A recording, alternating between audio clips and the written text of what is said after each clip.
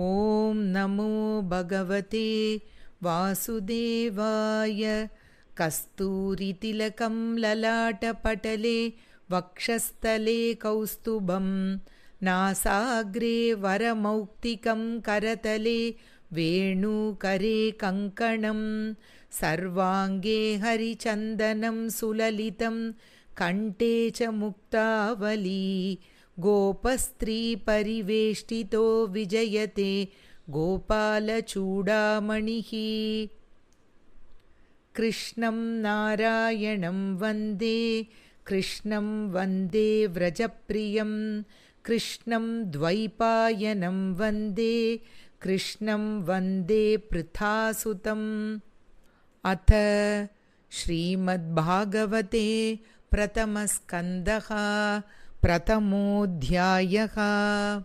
जन्माद्यस्य यतोऽन्वयाद् इतरतश्चार्थेष्वभिज्ञस्वराट् तेने ब्रह्महृदाय आदिकवये मुह्यन्ति यत्सूरयः।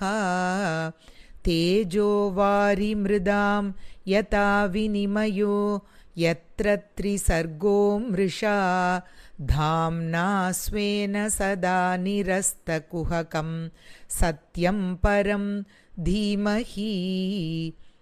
धर्मप्रोञ्जितकैतवोऽत्र परमो निर्मत्सराणां सतां वेद्यं वास्तवमत्र वस्तु शिवदं तापत्रयोन्मूलनम्। श्रीमद्भागवते महामुनिकृते किं वा परैरीश्वरः सद्यो हृद्यवरुध्यतेऽत्र कृतिभिः शुश्रूषुभिस्तत्क्षणात्।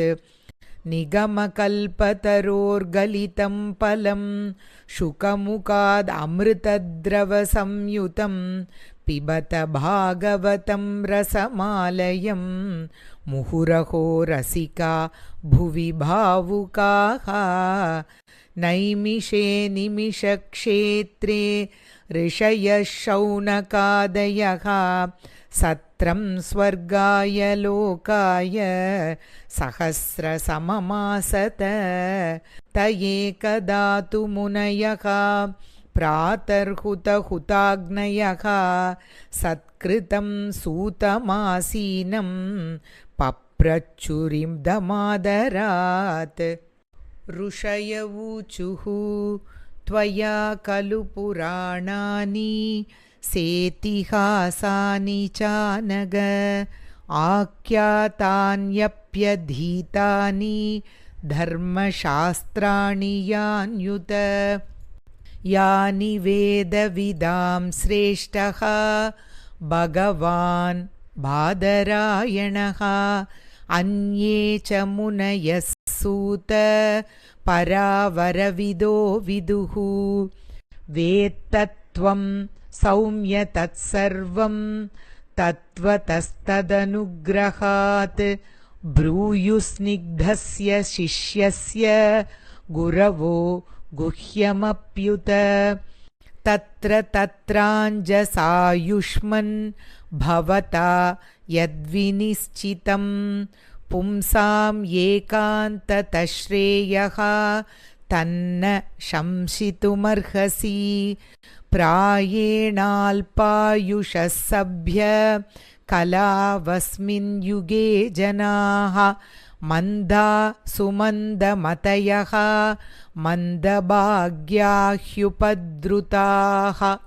भूरीणि भूरि कर्माणि श्रोतव्यानि विभागशः अतः सादोऽत्र यत्सारं समुद्धृत्य मनीषया। ब्रूहि न श्रद्दधानानां येनात्मा सम्प्रसीदति। सूत जानासि भद्रं ते भगवान् सात्वतां पतिः। देवक्यां वसुदेवस्य जातो यस्य चिकीर्षया तन्न शुश्रूषमाणानाम्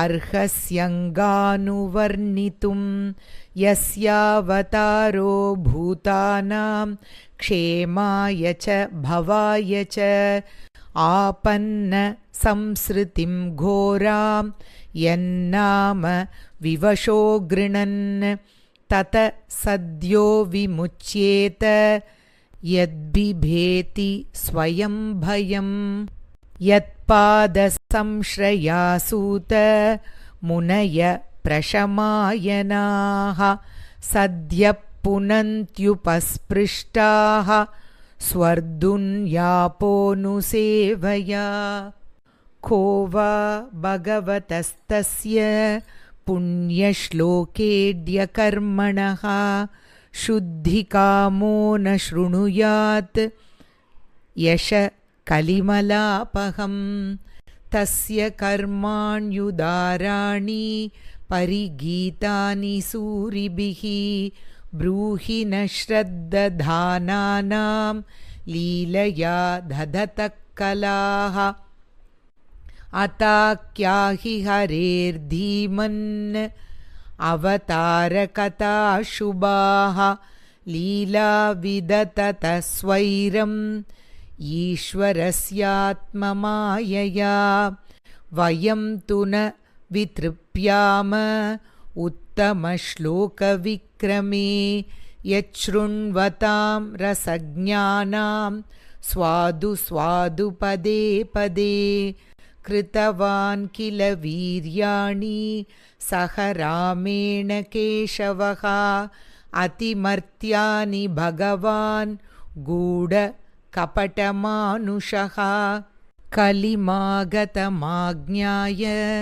क्षेत्रेऽस्मिन् वैष्णवे वयम् आसीना दीर्घसत्रेण कथायां सक्षणा हरेः त्वं न सन्दर्शितो धात्रा दुस्तरं निस्तितीर्षतां कलिं सत्त्वहरं पुंसां कर्णधार इवार्णवं ब्रूहि योगेश्वरे कृष्णे ब्रह्मण्ये धर्मवर्मणि स्वां काष्ठमधुनोपेते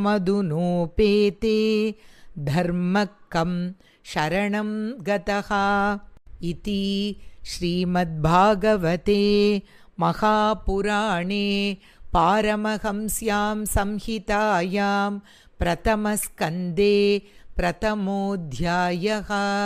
श्रीहरये नमः। श्रीहरये नमः। श्रीहरये नमः। गोपिका जीवनस्मरणं गोविन्द गोविन्द। सद्गुरुनाथ महाराज की जय।